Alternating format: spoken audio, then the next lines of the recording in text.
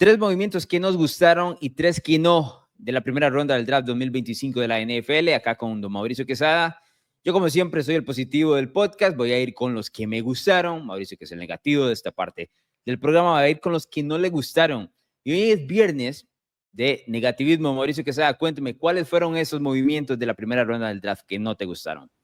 Hay de dónde tomar, porque aunque no hubieron sorpresas, hubieron equipos que empezaron a hacer las cosas diferente, a hacer cosas raras, y el que más raro lo hizo fueron los Giants, con ese movimiento que platicamos en el Watch Party, bastante como uno de los peores de este draft. Para mí, el peor. Subieron en el draft, intercambiaron por el pick número 25 con los Houston Texans para ir por quarterback, y no era Shedeur Sanders, sino que era Jackson Dart, el quarterback de Ole Miss, que hace un mes era un quarterback de segunda, tercera ronda, hoy quarterback de la primera ronda, y que además los Giants, no voy a decir que no lo necesitaban, el proyecto de quarterback a futuro no existe, pero ahora estás en un embrollo tremendo ahí con Russell Wilson, Jackson Dart y Jameis Winston.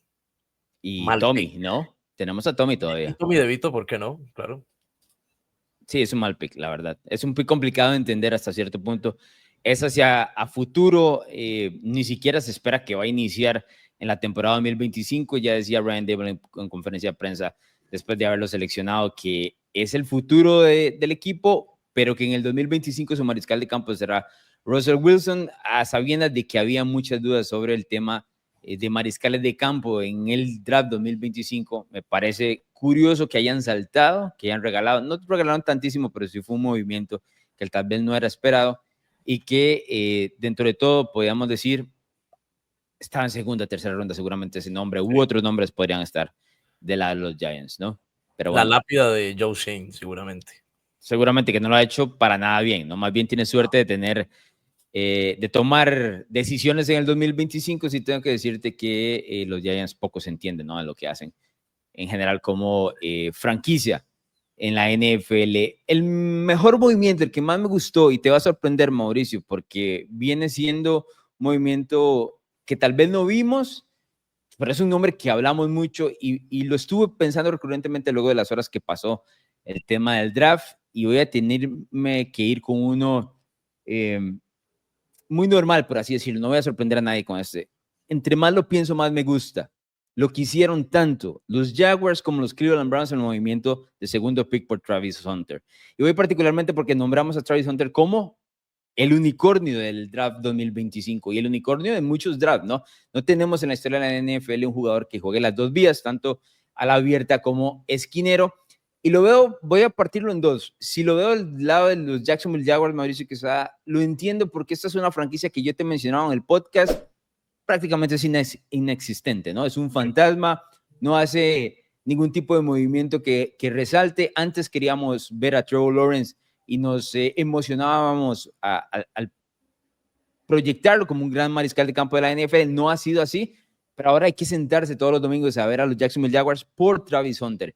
Y si eso es lo que cree que el equipo necesita para hacer un golpe directo en la mesa en la AFC Sur, moverse y dar una primera ronda al 2026, la verdad es que para un jugador de esta magnitud, que habíamos dicho y que muchos lo nombran como el mejor del draft, me parece un buen movimiento. Y luego del lado de Cleveland, más allá del hecho de que pudieron haber elegido a Travis Hunter, pudieron haber elegido cualquier otro mariscal, o perdón, cualquier otro jugador en ese segundo pick, sí tengo que mencionarte que el acumular selecciones, particularmente para el 2026, como esa primera ronda de Jacksonville, que podría ser de mediana tabla para el 2026, tengo que decirte que me llama la atención, porque Cleveland me parece no se sintió satisfecho con el hecho de decir, bueno, necesito un mariscal de campo, voy por un mariscal de campo. Sigue necesitando el mariscal de campo, pero no será en este draft, sino acumula para una generación, una clase del 2026 que me parece va a ser mucho mejor. Me quedo con ese movimiento que me parece donde los dos, curiosamente, hasta cierto punto, por el momento en que están, terminan ganando.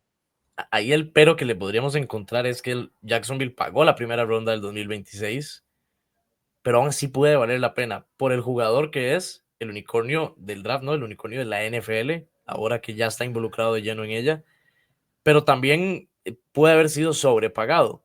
Ahora, vale la pena tener gente que ahora sí va a querer ver a los Jaguars, que eso era algo difícil de que pasara. Y por parte de Cleveland, no cayeron en lo que la misma prensa quería que pasara. Shedeur Sanders en el pick 2, por ejemplo. La necesidad de quarterbacks. No cayeron en eso, entendieron que el draft no era para eso y como un equipo en reconstrucción, irse para atrás en el draft siempre es algo positivo. Si no está el talento que necesitas, vámonos. Y por propiamente Travis Hunter, me emociona un poquito más verlo en Jacksonville. Obviamente Trevor Lawrence, por encima de quien sea que le lance pases en Cleveland, eso es un upgrade. Verlo como receptor a la par de un Brian Thomas que tuvo un gran año de novato va a ser una muy buena noticia para quienes vamos a ver a Jacksonville ahora en septiembre sin falta. Y veremos lo que puede hacer como esquinero, que es lo que yo te decía, lo que para mí hace todavía mejor. Sí. Imagínate en una defensiva de Jacksonville que lo necesita, además porque ha sufrido mucho esta defensiva en los últimos años, que tiene un pick del draft, un pick número 1 del draft invertido en Trayvon Walker, y ahora tiene también un pick número 2 en receptor y en esquinero, pero hay inversión en ese equipo de picks muy tempraneros en el draft. Me agarró con lo que terminaste diciendo ayer en el Watch Party para seguirte la línea. Si bien es cierto, sacrifican, por así decirlo, una primera ronda del 2026, que es lo que hemos mencionado, el valor o tiene un valor sustancial por el hecho de que Travis Hunter te juega dos posiciones. Básicamente estás teniendo un jugador doble, ¿no? Dos jugadores en uno, por así decirlo. Por eso es esa primera ronda, bien por los dos equipos, la verdad que son dos de los peores equipos de la NFL. Me parece que en este movimiento salen beneficiados ambos, que no suele ser el caso, ¿no? En los cambios usualmente gana uno. Pero bueno, Mauricio Quesada, ¿cuál es tu segundo peor movimiento que no te gustó en el draft del 2025, la primera ronda? Aquí me voy a quedar con el movimiento de los Bengals. Pick número 17, Shemar Stewart. Sobre todo segundo lugar porque me dolió un poquito en el corazón. Porque aunque no soy fan de Cincinnati, sí, quiero ver a Cincinnati jugar defensiva, al menos un poquito, para ver a Joe Burrow desplegar su talento en la postemporada y no solo en la temporada regular como pasó el año pasado. Habían grandes jugadores, estaba Jihad Campbell, lo conversamos en el Watch Party en el momento, dijimos, tiene que ser Jihad Campbell, bueno, no lo fue. Estaba también James Pierce, Atlanta lo tomó, subió por él en el draft mucho después. Se quedaron con un Shemar Stewart que igual en el Watch Party lo conversamos a modo cómico, pero te dice mucho de la clase de pick que fue. La NFL no lo tenía entre los jugadores a ser seleccionados en primera ronda. Los que te daban un poco más de detalles y buscabas en la página, él no estaba ahí. Nosotros hicimos un previo, Shemar Stewart no estuvo ahí, porque era un talento interesante, pero no de primera ronda, no de pick 17, en una posición muy cargada en este draft. Y está ahí Siraco, que no fue seleccionado ni siquiera en la primera ronda. Me parece mejor jugador que Shemar Stewart incluso.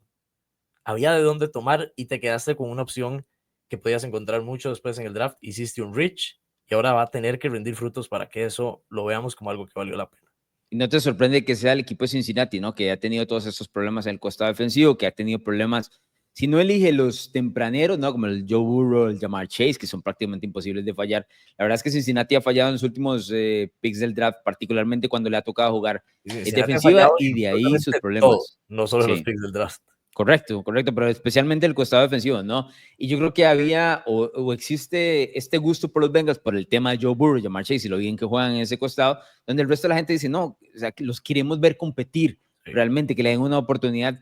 Y no sé si en este primer pick, la verdad, se ayudaron para el 2026 y vuelves a decir, 2025, perdón, y vuelves a decir, son los Bengals, ¿no? Por alguna otra razón es que no logran estar bien curiosamente en ese costado defensivo. Te voy a dar mi segundo pick y me voy a quedar en la AFC Norte. Y creo que te va a gustar este porque lo mencionamos ayer en el Watch Party. Es Lucky Stars a los Ravens, la verdad. Sí. Es un pick fantástico, clásico de los Baltimore Ravens. Lo decíamos reaccionando en vivo.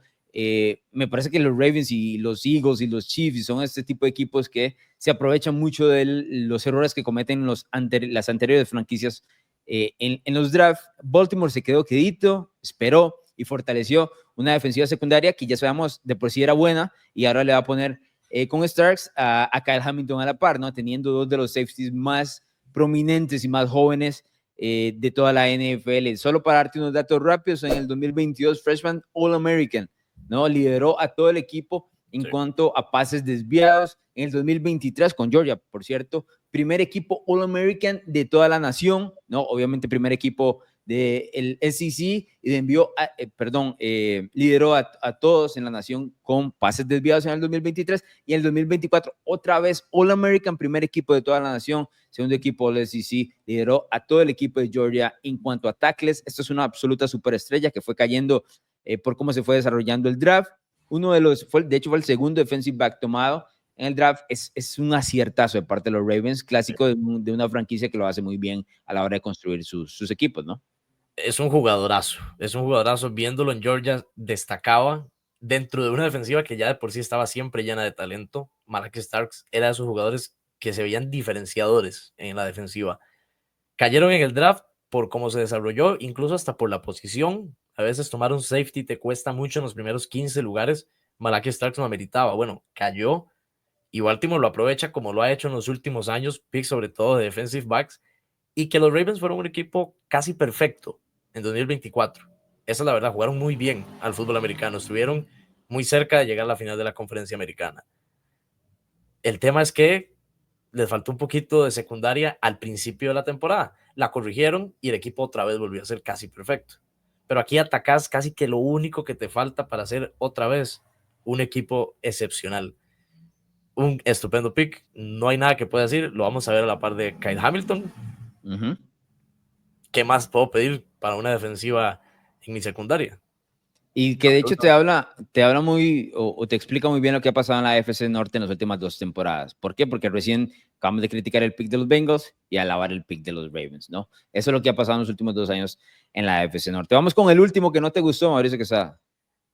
Ahí tengo menciones honoríficas, pero aquí me voy a quedar con Emeka Egbuka a Tampa Bay en el pick 19, porque yo creo que se dejaron llevar por el receptor de Ohio State, que yo te pongo wide receiver Ohio State sin ver el nombre, y suena bonito, suena que va a ser un buen pick.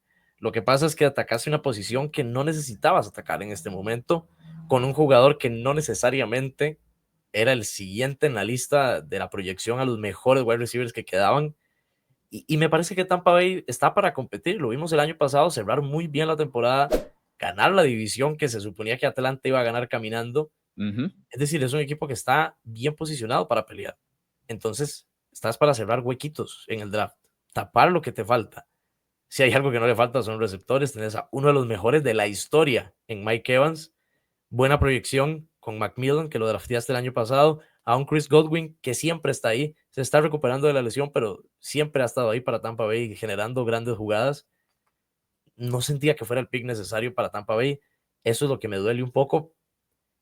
Y sobre todo por un Emeka Egbuka que también lo tomaron muy antes, podía caer después a equipos que sí necesitaran la posición de receptor como un wide receiver 2 interesante y que a Emeka Egbuka como jugador le funcionara más otro equipo también. Sí, no parece ser una necesidad que haya activado el equipo de los Buccaneers, ni tampoco te dejaste un fuera de serie, ¿no? No cumpliste ninguno de los 2 requisitos a la hora de tomar el draft. Yo también estoy de acuerdo de que esto es no lo pondría como uno de los peores, digamos, al nivel de Jackson Dart, o por lo menos en ese shock mediático que tiene, pero sí te rasca la cabeza un poco de qué es lo que está viendo los Buccaneers. Hemos dicho que Jason Leach, que es su gerente general, se le da el beneficio de la duda porque ha hecho muy buenos drafts del 2017 hacia la fecha, aunque los últimos 2, 3, la verdad es que no ha pegado así fuera de serie, por lo menos en las primeras rondas, ¿no? Porque ahí sigue estando la medallita de honor que es Bucky Irving, que la verdad es que la puede sacar cuando quiera, ¿no? Pero bueno, esos son tus 3 que no te gustaron. Te voy a dar mi último que me gustó y puedo decir que me encantó, la verdad, y creo que vas a coincidir conmigo aquí, porque hay varios, y tenemos menciones honoríficas para el final. Jihad Campbell a los Eagles es un clásico movimiento de Filadelfia, la verdad. Que lo decías ayer en el Watch Party en vivo, decías cómo es que se me olvidó que los Packers no lo tomaron, y es que es toda la realidad. Los Eagles dieron una 5ª ronda por él, es decir, nada más intercambiaron posiciones con Kansas City, además de una 5ª ronda. Es un All-American, segundo equipo, primer equipo All-SEC. Lideró, como les dije, a la escuadra de Alabama como linebacker en tackles para pérdida de yardas, capturas y fumbles forzados. Todos esos número 1 dentro de Alabama, que es por supuesto uno de los programas más fuertes de todo el fútbol universitario. Este es el clásico: los que tienen dinero hacen más dinero, los que son buenos se hacen mejores, y eso es lo que tomó Filadelfia. Me parece un grandísimo movimiento, clásico de los Eagles, clásico de alabar a Howie Roseman, que todos los años y por la formación de equipos, cuando llegas a decir cómo es que Filadelfia tiene tantas superestrellas o estrellas en su roster, es particularmente por este tipo de movimientos. Jihad Campbell llega a unos hijos que ni siquiera tienen la necesidad de Jihad Campbell, pero llegan a fortalecer una defensiva que ya era por sí excelente en el 2024 a hacer una mejora en el 2025. Y no es una necesidad puntual, pero aún así, llegando al Super Bowl, acá hicimos el head-to-head de posición por posición. Una de las pocas en las que Filadelfia se quedaba detrás de Kansas City era los linebackers. Sí, Porque veíamos a un Zach Baum siendo la superestrella de linebacker para Filadelfia y sonaba raro porque no es un jugador que tenemos por lo menos todos en la retina como una de las estrellas de la posición. Bueno, fue el mejor jugador del equipo campeón como linebacker. Bueno, ahora Jihad Campbell llega y se une y me parece que tiene más talento que Zach Brown y llegó en la posición 31 del draft, que eso es lo más increíble. Si me preguntabas antes mis 10 jugadores favoritos del draft, te iba a mencionar a Jihad Campbell como el linebacker que lo hace todo, que lo puedes poner en la posición que sea. Lo Y cayó queríamos hasta en el Cincy, 31. ¿no? Lo estábamos pidiendo para Cincinnati en el 17, cayó hasta el 31. Y del 17 al 31 hay infinidad de equipos que les funciona un Jihad Campbell. Y a los que no les funciona, hay un pick como el de Tampa Bay, por ejemplo, de posición que no necesito, pero ahí sí cuenta porque estás tomando el valor del draft. 100%. Aquí Filadelfia yo creo que no solo toma el valor, lo toma recontra tardío el valor y también en una posición que yo creo que sí le viene bien y sí podría llegar a necesitar porque es una de las que menos profundidad tenía el año pasado. Es un pick fantástico de parte de los Eagles. Dame las dos menciones honoríficas, honorables, menciones de los que no te gustaron, que se quedaron fuera de este top 3. Solo dos te puedo dar. ¿Tienes más? Tengo un par más, pero voy a quedarme mención honorífica a Kenneth Grant. Miami. Seleccionado por Miami. Muy temprano para Kenneth Grant. Estamos hablando estaba pronosticado para la 25 por ahí, rondando, se fue en la número 13. Habían mejores defensive tackles disponibles. Derrick Harmon, por ejemplo, que lo toman los Steelers, unos 8 picks después. Ese era el pick como que correspondía. Y a Miami no le podemos dar el beneficio de la duda. No. Lo hablábamos ayer. Miami ha sido un buen equipo en los últimos años. No necesariamente. No han ganado un partido de playoffs. ¿Por qué no lo ganan? Por picks que no son diferenciadores como los de los equipos de la conferencia americana. Sí, Chris Greer, que es su gerente general, me parece que está ahí un poco en la cuerda floja hasta cierto punto por el hecho precisamente de que no rinde el equipo en postemporada. ¿Cuál es la otra que tenés de una vez? De una vez. Me voy a quedar con Josh Connerly, de los Washington Commanders. Entiendo a Washington yendo por línea ofensiva, era una de sus necesidades. Pero tenés a Josh Simmons. Ya fuiste por Laramie Tunsil. Busca jugadores que te impacten de inmediato y juégatela, porque el equipo está para jugársela. Sí. Está para darlo todo en este año, porque tuvieron ya un año de sorpresa. Dieron ya más pasos al frente de los que ellos mismos esperaban dar. Todos nos sorprendieron. Entonces, no hagas un pick tan soso como ese. Busca línea ofensiva, está bien, es necesario, pero quítale a Josh Simmons a Kansas City, que al final el hecho de que Kansas City se lo deje es la enseñanza que nos deja a todos, al igual que Jihad Campbell con Filadelfia, de decir, estoy tomando el jugador que me dejaste porque no entiendo por qué lo dejaste. Sí, que son los errores que aprovechan las buenas franquicias. Sí. Mencionamos Baltimore, Filadelfia, Kansas City. Y bueno, yo me voy a quedar con mis dos menciones honorables de muy buenos picks, la verdad, que no entran dentro del top 3 que hicimos acá. Me voy a quedar, vamos a empezar y a agarrarme con el hilo porque es Josh Simmons. Para mí cayó demasiado hasta el puesto número 32. Es una necesidad absoluta del equipo de Kansas City. Es un tipo que obviamente viene de una lesión y que eso ahuyentó a algunos de las franquicias, pero que Kansas City está muy dispuesto a tomarlo y que sabemos que este tipo de franquicias usualmente resuelven, ¿no? Resuelven muy bien con estas selecciones. Me parece, la verdad, un muy buen pick. De hecho, consideré en ponerlo dentro de mi top 3, pero creo que se me quedó como mención honorable ahí, así por la mínima, la pegué en el tubo, la verdad. Y el segundo, que son de tus Denver Broncos, la verdad, de Mauricio Quesada, Jahid Barron, con el puesto número 20 me pareció una fantástica selección de parte de Denver, no se volvió loco, se quedaron queditos, por algún momento decían, bueno, se van a mover, quieren a Genti, van a adelantarse por algún running back, si les quedaba Mario, no, nada de eso, se quedan con Jahid Barron, que va a ser opuesto, en este caso Patrick Surtain, y que va a fortalecer una defensiva secundaria de los Broncos que va a ser complicada y que sabe que tiene que lidiar con Justin Herbert, con Patrick Mahomes dentro de la división, y esta es su manera de lidiar con ellos. Esas son mis dos menciones honorables dentro de lo que considero yo 5 grandes picks de este draft, como los tuyos. 5 movimientos que podríamos decir que dejan para rascar la cabeza, que no te gustaron, ¿no? Básicamente. Sí, me gustó ese último que mencionaste de los Broncos. Ese también se queda cerca del top 3. Lo que va a hacer Vance Joseph con esta defensiva ahora metiéndole a Jedi Barron. De Genial. acuerdo. Entusiasmo. De acuerdo. Muy bien, don Mauricio Quesada. Ese es el resumen rapidito de lo que nos gustó en esta primera ronda del draft 2025. Por supuesto, todo el fin de semana habrá selecciones. Lo que les digo, dejen el like al video. Por supuesto, compartan el podcast y estos videos a un amigo que disfruta de la NFL. Nos vemos en la próxima.